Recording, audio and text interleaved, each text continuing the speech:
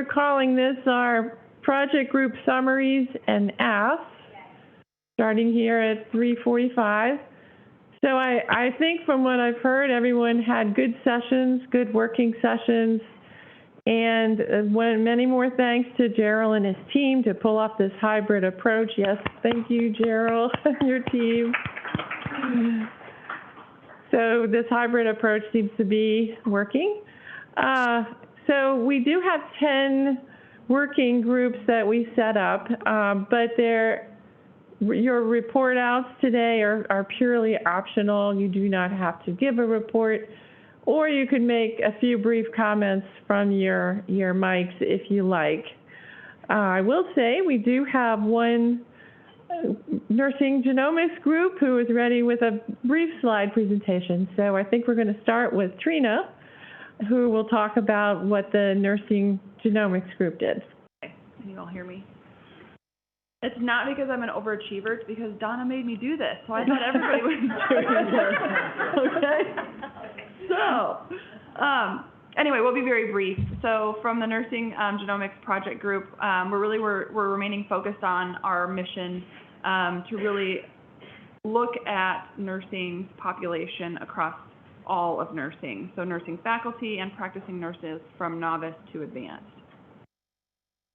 Right now, we're working on the first two goals, which are to assemble available resources for all levels of nursing, as well as define the role of nurses that the nurses have in genetics and genomics.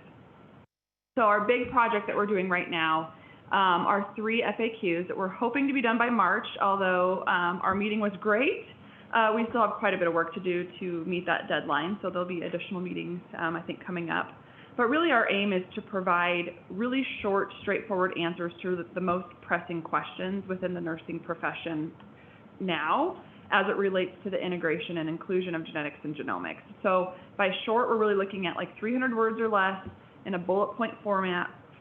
We realize that many people are skimmers these days, and so we want to kind of keep it as such so we can hopefully connect with some of the different relations and don't lose their attention, so we can really start to streamline to get information out to the non-genetic focused nurses and show them that the importance is there. We're also planning to add in links to other project groups. So I know I talked with Siddharth and the cardiovascular group. We'll have links to the cardiovascular modules as well as the pharmacogenomic modules when those become available. And so if there's anything else other project groups are working on, I guess I meant the DTC FAQ as well. So we have those already embedded into our FAQ so that we can really let the experts shine with their subsequent project groups. So if there's anything any of the other project groups are doing that would be relative or would add additional information to nurses, then please let me know. And some of our future plans then, we've submitted a proposal to come up with some expert commentary for the Healthcare Provider Genomics Education Week as a way to highlight our FAQ as well as provide some additional information since we're keeping the answers so short and brief. And then we're also talking about doing some sort of platform to where we can get information from our target audiences who are actually reading the FAQ. Maybe there's different questions out there that people want answered. So we want to hear from them so that we can maybe do additional FAQs or have other webinars, educational webinars and things like that. And then we've also discussed doing stories from nursing students or patients who've been impacted by genetics, genomics, and doing kind of a storybook about that, just as another way to kind of get the word out. So we meet the second Tuesday of each month, so our next meeting is March 14th at 11 a.m. Eastern. Thank you. And Trina, I don't know if you can hear me. It's Ann. Yep, go ahead. Okay, I just put our emails in the chat. So if you're interested in joining, just email us and we'll send you the Zoom link. I see there's somebody who's interested. So Barbara, just send an email and I'll send you the Zoom link when I send it out for that March meeting. Okay, thank you. And just as a reminder, both Trina and Ann are the co-chairs of this nursing genomics group, and they're both working very hard and doing great stuff. So thank you. All right, now I'm going in alphabetical order, to be fair.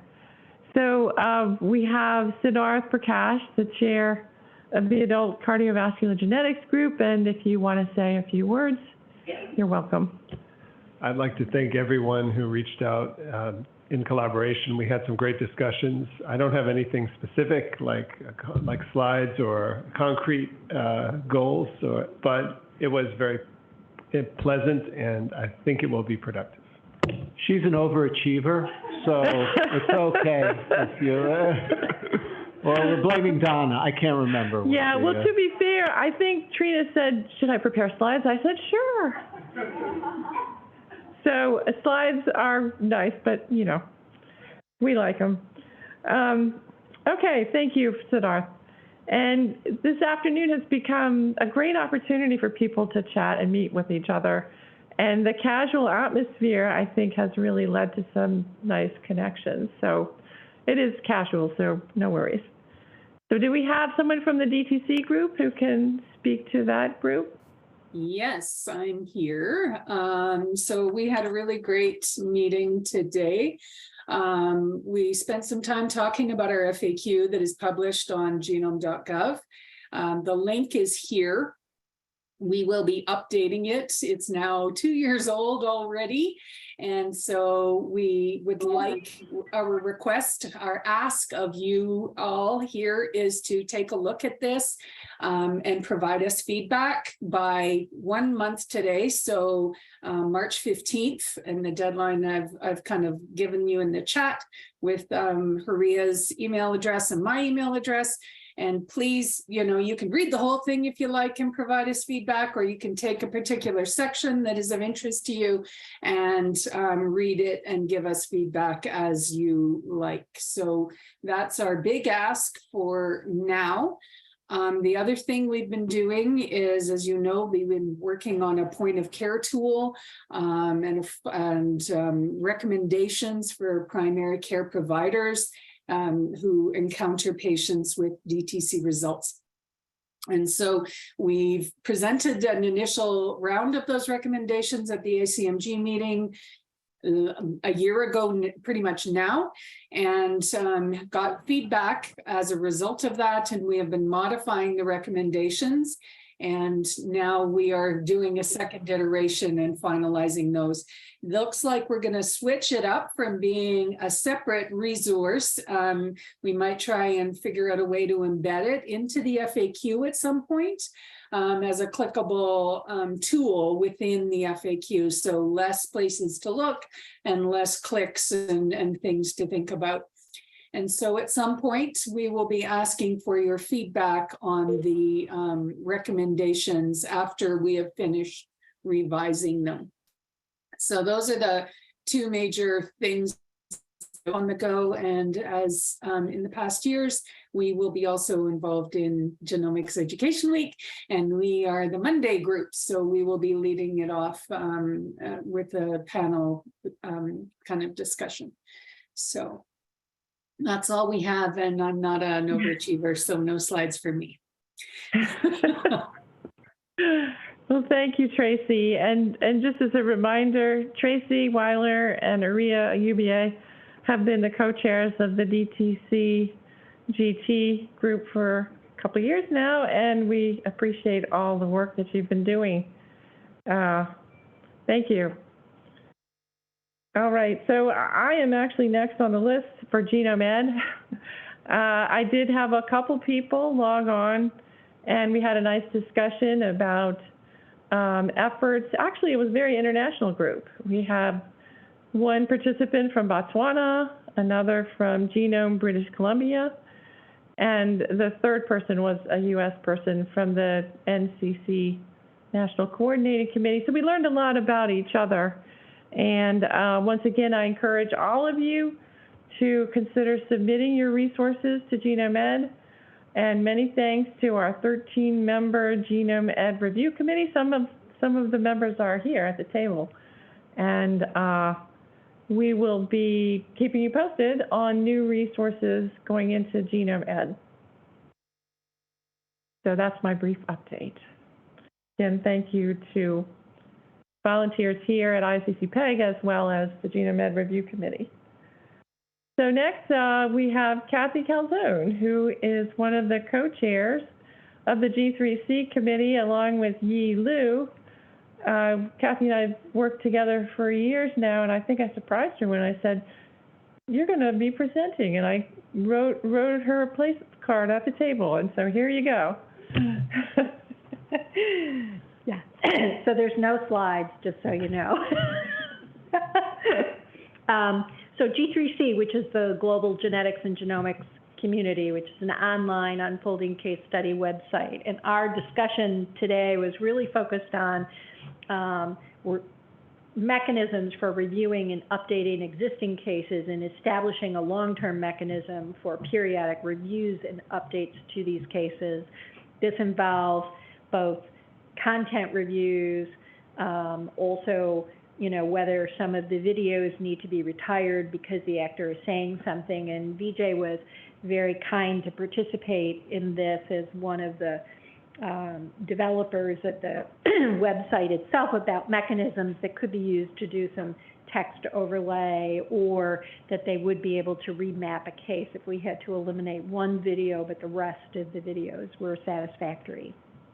The plan is to go through all of the existing cases, then send cases out for peer review with a topic content expert or experts, like we have done initially, and then establish a periodic review process, which we're thinking should be annually so that updates are not as extensive and we can keep up with it. And to post that date of the last review and the mechanism in which reviews were done as part of the website. In terms of the enhancements, there are a couple of enhancements that were recommended. One is a tutorial of exactly how you can use the website and being able to set something like that up. So that's an ask, that's not something that we have. And also a companion tutorial about how users actually use it in an academic or clinical education setting. Like we've had many educators tell us, I've gone into a case and picked a case and showed a video and then stopped it and had group discussion, or other kinds of strategies that people have used to utilize these cases. So that would be something different. And then the other recommendations are something that may change because the platform is moving over to genome.gov. But there was a recommendation to have an improvement in the colors and the fonts because of readability. And from when it was originally developed, things have sort of changed. And so there may be some enhancements that occur as part of the move to genome.gov, but if not, that's something to consider. And then the other piece is whether or not we can build a mechanism. The way that the platform is designed is that once you have completed enough questions in your encounter with the patient, you make recommendations. And there is no longer a mechanism for you to go back and see questions and content that is a portion of the case that you did not get to. You can do it if you reset the case, and then you have to start over and try to remember which questions I didn't ask. And so being able to make that available to people once they complete a case and can just go to any question that they haven't seen would be useful, because there's companion, teaching tools and other materials. We also discussed new cases. Are there new cases that we should be considering if funding allows? And we have some ideas for that. One is about prostate cancer. The majority of men at risk for prostate cancer or newly diagnosed for prostate cancer, where there's different therapeutic decisions, don't get tested. And it's not widely recognized in the healthcare provider community, even in the urology communities. And so being able to address some of that deficit. The other is to look at trying to develop a case associated with cascade testing and how to find a genetic counselor or other genetic resources. The common query clinically that we get all the time, what do we do now? And then an early onset Alzheimer's, apparently there was some actor. I'm not a big TV person, so I missed Thor, I guess. Who knew? And then SCIDS and newborn screening was the other case that was recommended. So which of those would go forward? We'd probably use a committee to help us decide if there was funding for another case, which would make the most sense. Yeah, thank you, Kathy. Yes, ISCC-PEG members were very helpful in a survey that we put out a couple of years ago, which pointed us to the autism spectrum disorder case, but it could be used similarly. Thank you. I hope you'll forward that information so that we can, right, so that we can keep it in mind for the future. Yeah, that's great. And I also want to introduce Vijay Solanki, who's in the back of the room, took our group picture and has been supporting G3C 10 years, maybe more, from Da Vinci Interactive, yeah. So he's been a critical member of this G3C team for some time. So thank you, Vijay, and thanks for the group photo, too. All right, thank you, Kathy. And your co-chair, Yi Lu, also was there in person. Thank you. All right. So inclusive genetics is next on my list. Shamita, you want to give any updates? Yeah, I'll give the update on behalf of our team. Shamita is there in person. She's been fortunate to be with all of you. I'm doing it remotely, partially because I had fever also this week, so wouldn't have been happy to anyone to have me around, but I'm glad to see so many people, and I'm hoping next time we'll do it in person. So a quick update about our working group today. So we've reported about the progress in our work. You know, we had a study that Shamita really led, and we had a very nice group of people working with us on it. And we are submitting, hopefully this week, a manuscript to the American Journal of Human Genetics with findings from our survey regarding adults with intellectual disability. In addition, we've submitted a poster to the STFM, which is the Society of Teachers of Family Medicine, to describe our project, and it was accepted. So it's going to be presented sometime in the spring. I can't remember the exact date, but it was accepted. That was led by Apolline, who has been working with us also on this project and on the manuscript that we will be submitting hopefully next week. Other things that we've discussed, we had two new folks who joined to our working group today, Molly Felix and Myla Ashfag, and they both shared with us some of their work, and we just had a great chat about how they can incorporate both methods and substantive issues that might be relevant or of interest. We'll see how it moves along, but we really hope they'll do a great job. And we are sure they'll do a great job, but we hope we were helpful in sort of invigorating some discussion, and we look forward to hearing more about their development. The other thing that we were thinking about as we discussed, so Apolline is going to be presenting for the Healthcare Providers Education Group, and Donna, we submitted to you at the time some the documents for that.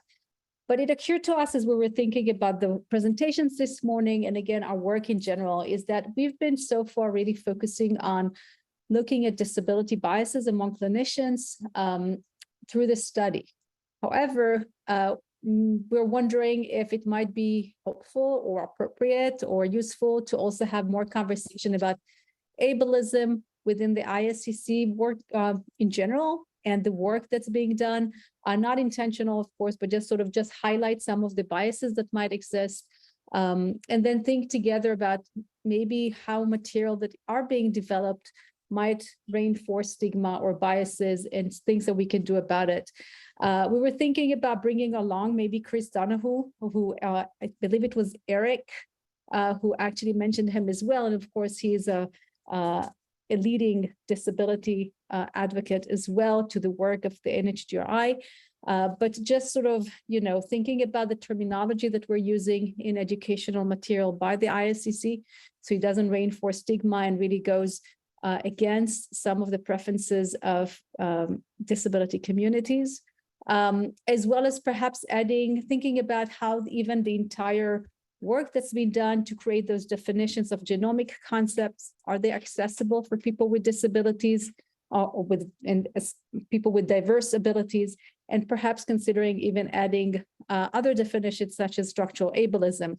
I saw that there was structural racism included, but perhaps we can expand that also to people with disabilities. I know that NIH has been taking a more active approach with regards to the historical discrimination of people with disabilities in genomic and precision medicine research.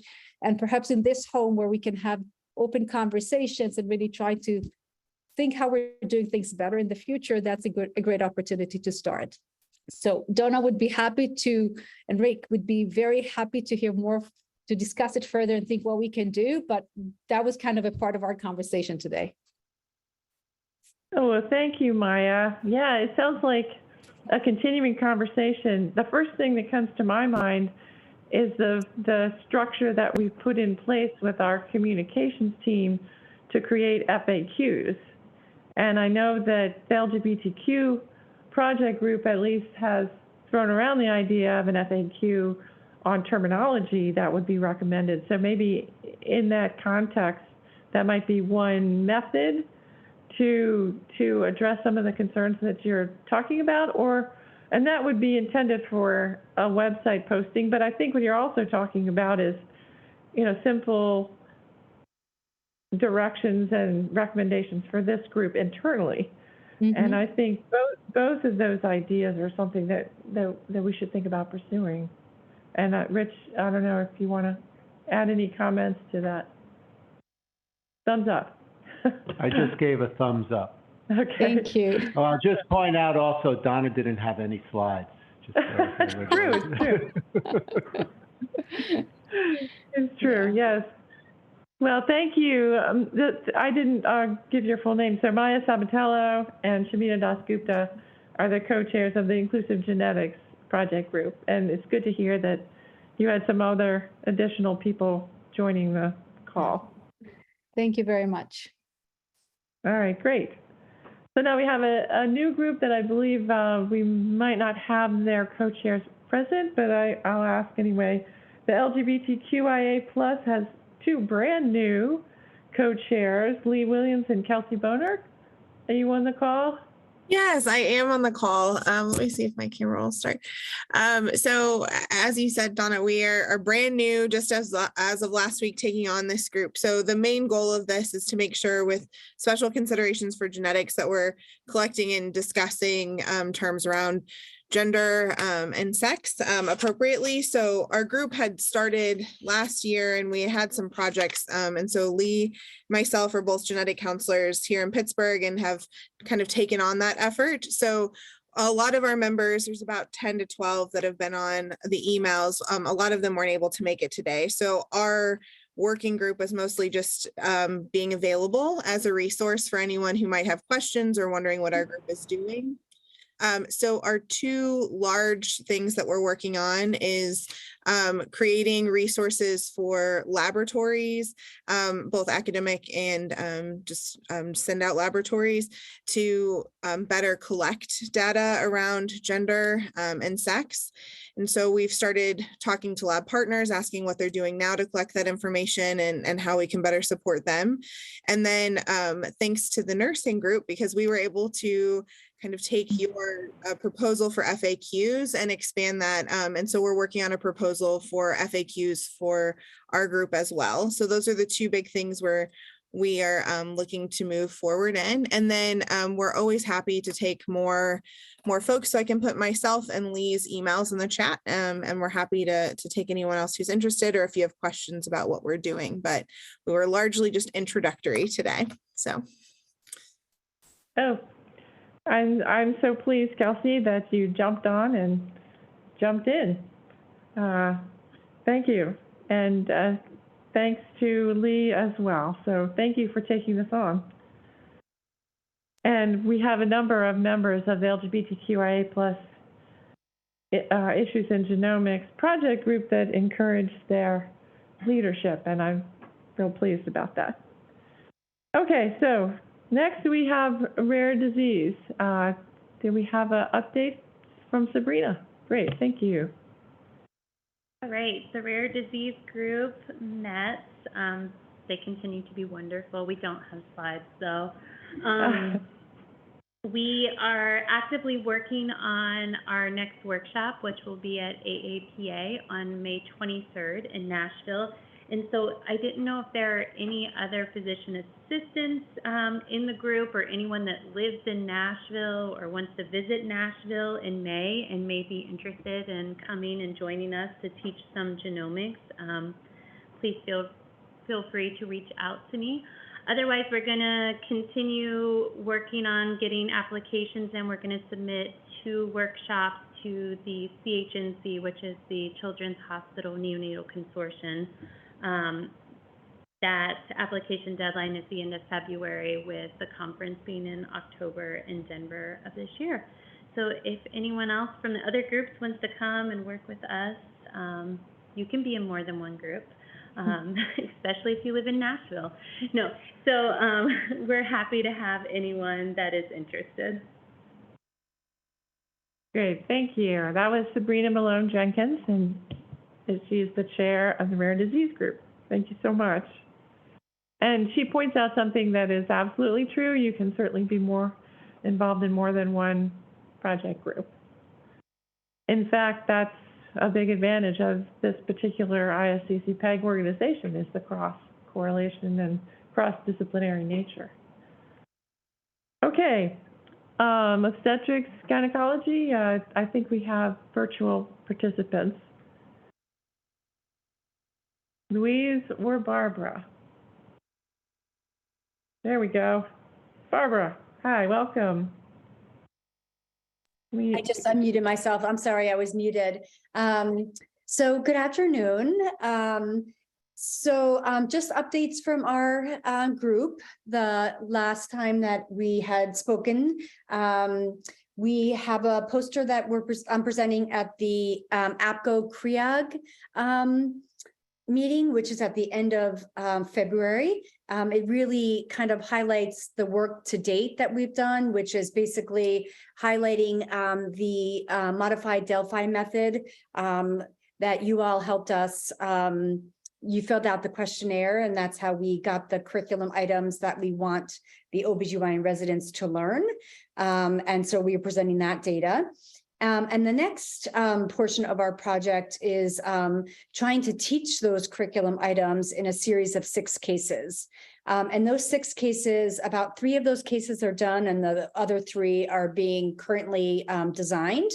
And the ask for the group is that because of everyone's busy clinical schedules, the GYN cancer case is going a little bit slow because of that person's clinical schedule. So if anyone is interested in helping with that case, and also we have not only the case, but the teacher's guide, because what we're doing is trying to disseminate these cases to be taught in OBGYN residents nationally. And so, of course, not everybody has a geneticist or a genetic counselor that could teach these to the OBGYN residents. And so we're doing a very thorough teaching guide along with these cases. So if anybody would like to join the group and help with the development of the teacher guides and case for the cancer case, that would be great. The next step after that would be to evaluate the cases, so probably in a post-test manner. That's really kind of an update. I don't know if you have anything to add, Louise.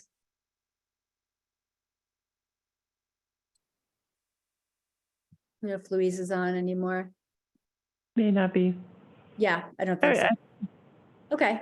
Well, that's great, Barbara. Thank you. And just to remind people, Barbara O'Brien, Louise Wilkins-Hogg are the co-chairs of the OBGYN Curriculum Development Group.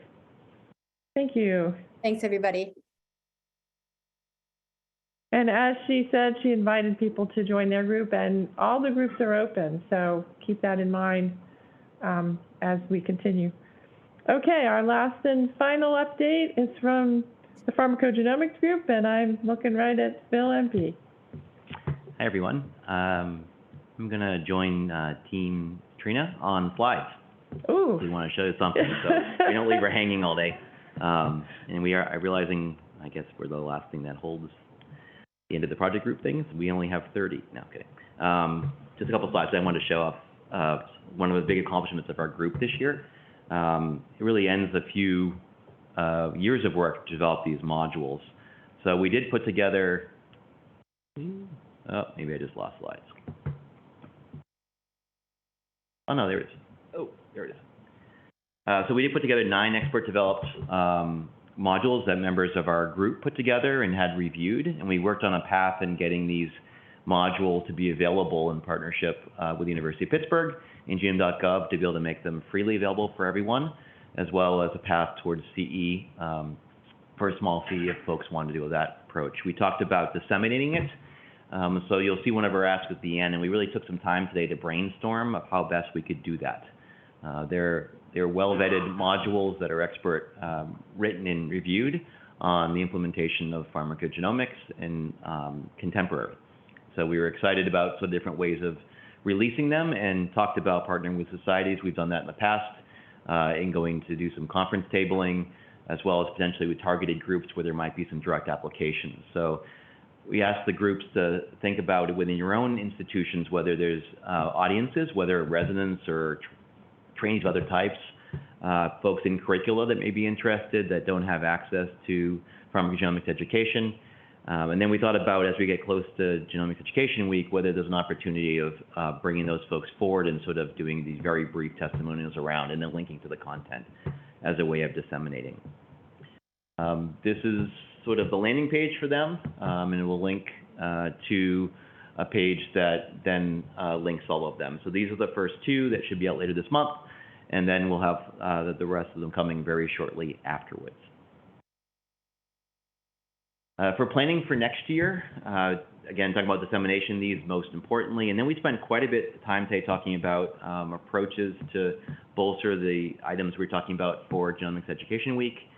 And then we spent a lot of time talking about an idea about trying to make sure we can align education with the needs of individual groups, as well as the baseline knowledge. So there are some folks, Ben and Sarah in our group, that brought forth an idea of saying, is there a way we can do a brief assessment or a very short series of questions where we could try to understand what folks' needs might be, and then direct them to assets either in our group or other groups, or on genome.gov. And we thought this might be a really great idea for potentially other groups to embrace as well, because as GenomeEd starts expanding, there may be quite a few resources in there. And honestly, trying to figure out which resource is useful for your needs is part of the challenge as more and more education becomes available. So just something to think about. We'll explore more of that in our group. We thought it was a good idea and something that might be extensible to other groups too. And then the ask for a group is, if anyone's interested in looking at the modules, we can send around beta tests to the final work product and then just help disseminate. We thought about also ideas if there are communication leads among the compendium organizations, we might think about leveraging those and maybe ask for push-outs from the organization or from our subgroup about now that these are available. And then we talked at the end about some of the things we were discussing seemed like they were extensible again to all the other groups. So we were wondering if other groups, maybe the DTC group already disseminated a FAQ, just last year, what strategies did they use? Can we think about common pathways through ISCC-PEG that we could reuse as different groups develop assets? And that might bring value to people who are part of ISCC-PEG as organizations through the compendia, and frankly make it easier for our groups to disseminate the assets, because adult cardiovascular, you did yours already, and it seems like that's a common path for us. That's it. Thank you, Phil. And I can add a couple comments. This group was one of our early groups, and like some of the other early groups, was a bit of a trailblazer because we needed resources that were free. And yet the partnership with UPitt made it possible to have both free and CE resources available. So that, to your point, Phil, that idea of pathways that have been figured out, you know, is something that we can share among the other groups. And I know your ideas go beyond that particular comment. So yeah, let's continue the conversation. I think those are great ideas. That's my opinion here. The compendium has been mentioned a couple times, and I think Rich might add to that, but we do want to have your additions to the compendium, and on the GenomeEd call, the compendium itself made possible a collaboration that I had not even known about until the call today. So we do like to share, and that's one of the ways that we share is through the compendium.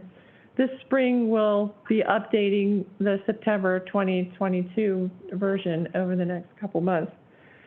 Again, the groups have several of you have mentioned Healthcare Provider Genomics Education Week in June, and of course we know Roseanne is very much involved in making that happen, and I know many of you see that as a great opportunity, as you should, to disseminate your resources. So we have a number of ideas that are evolving in terms of how that week is going to look.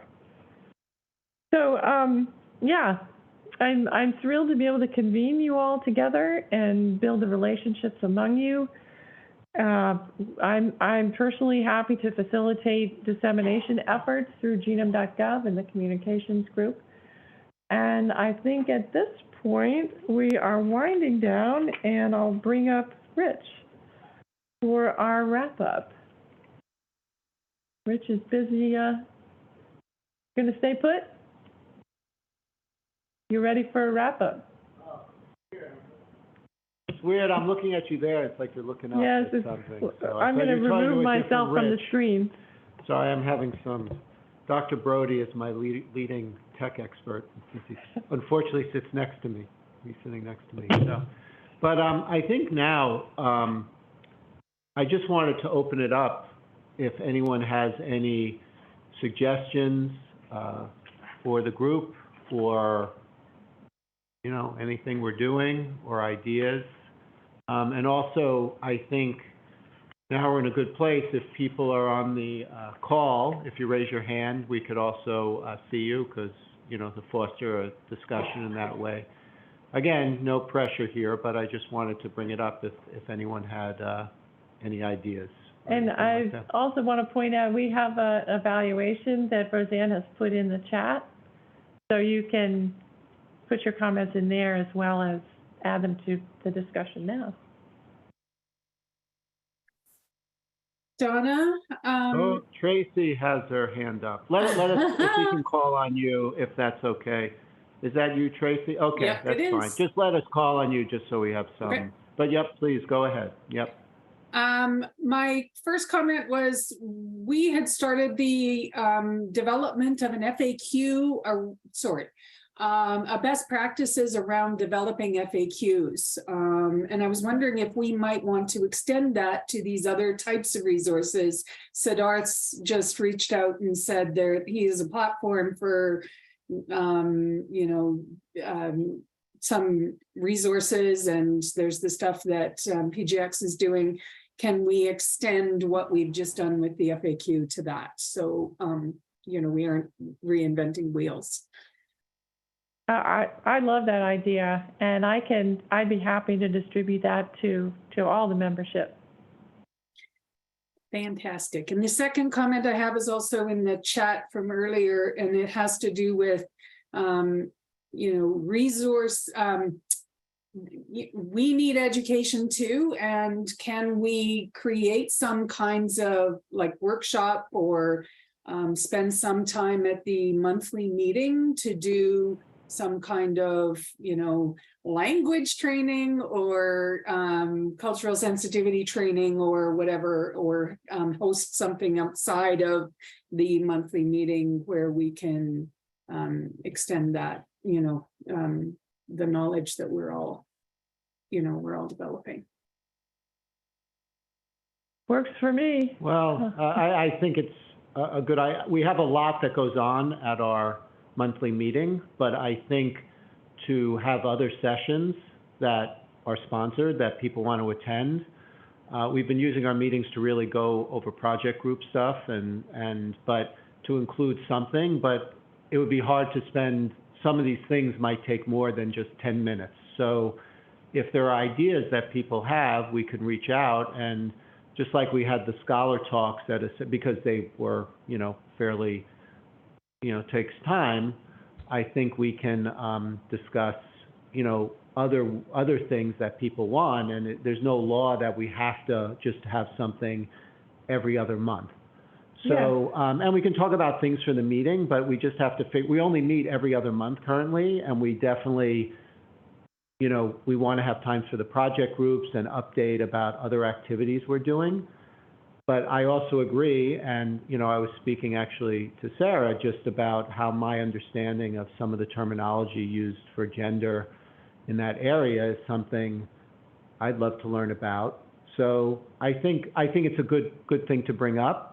It's also something we could consider for our annual meeting. Again, our annual meeting, because we've developed, it used to be more of that, but we didn't have as many project groups. So it's something we can discuss, I think, but how best to do it to balance some of the other things we're trying to do. And we're also trying to work on a sort of a listserv. So if people have, we don't want to send just things to or have huge lists of things going on, but also a resource where if people have interesting documents or things like that, create a community where people can share things like that as well. So I think it's a really good idea. We just have to think about how we plug it in to existing things. Does that sound reasonable, Donna? Sure. Yeah. It sounds to me like a best practices meeting that would be on the off month. Yeah, that might be something. We used to meet every month, didn't we? A while back? I think we did. We had plenary calls every month. So I think that's an interesting idea to have, we can balance it that way as well. So, yeah. Thanks. Oh, sorry. I didn't think I thought the camera was, anyway. God, who would want to see me? Anyway. There we go. Then Anyway, that's a great idea, and that's the type of things that we hope people bring up if there are some other ideas as well. I'm going to twist your arm. But... Okay. Well, I think the things coming up are, please do fill out the evaluation form.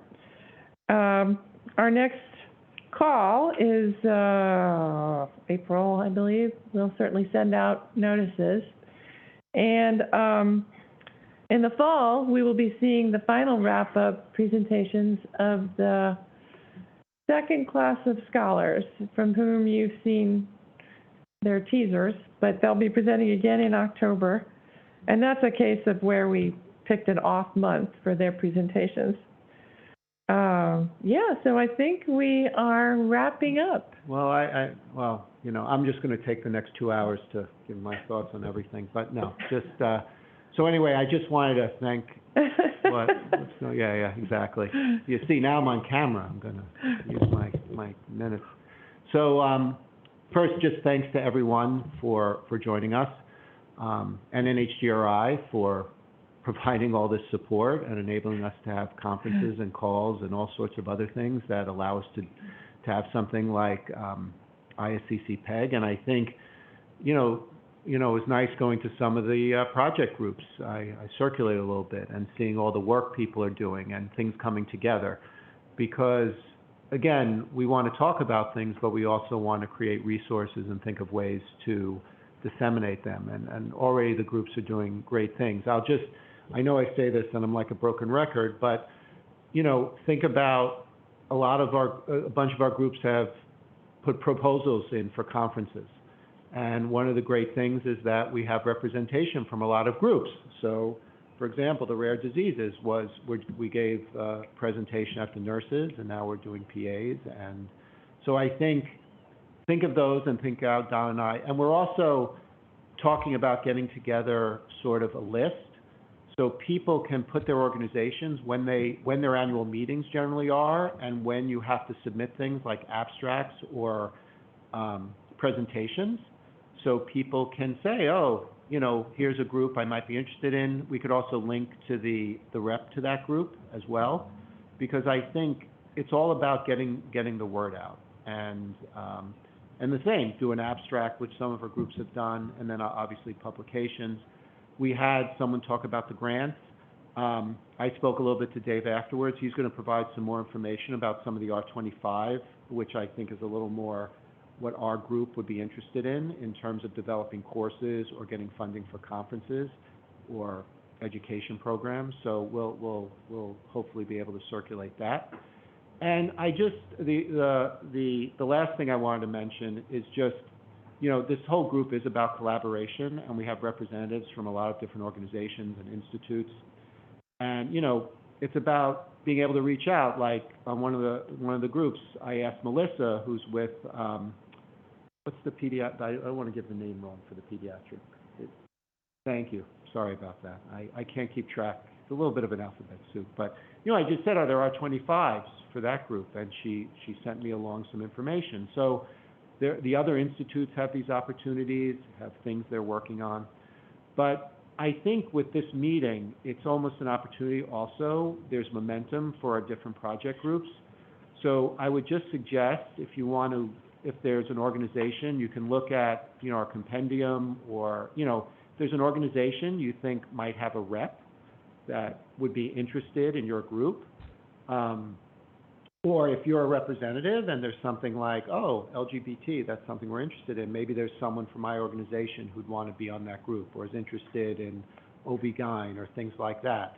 So from the rep side, but also for the chairs, you know, especially with COVID, things, you know, it was hard to do things, but now's a chance to maybe reinvigorate. If there were people on your email lists who you've kind of lost a little touch with, the problem is when you send out the group email to like 12 people, no one looks at it. But if you want to send out a personal email to each person, just to say, hey, we're really trying to start things up again, and, you know, this is where we are. And, you know, if you know of an organization, again, that you think might have a specific interest, Donna or I could reach out to that person, because I think it's all about being able to collaborate. And we have all these resources, but not everyone's going to just, you know, people have a lot of other things to do, so they're not necessarily going to jump out. But if you approach them, you know, they can help. And we've had some good examples of the different organizations collaborating, and I think that's a big strength. So that's my 2 cents. But if anyone has any ideas, wants to join a project group, wants to start a new project group, is wondering what, you know, we're also happy. We love positive feedback, but also constructive as well. If there are things you think we can do better. Ideas, please, because this is really you guys that make this possible. And it's just really exciting that even though, you know, we had remote, we had people, we had like up to 60 people at one point, and also definitely people calling in for the project groups. So anyway, that's all. We won't keep you, we'll let you go early. That's how good we are. So, but, you know, I think, Donna, you can stick around. Well, we were going to go later. I'm happy. I'll be sticking around a little bit. If you have any suggestions you'd rather have brought up, you know, to us individually, please let us know. So I'm just going to give all of you a hand because, and also the people who participated remotely. So thank you all for joining us. Yes, many thanks. And we'll adjourn the meeting, but, and end it now. And Rich and I will stick around, and we'll be happy to chat casually. Thank you.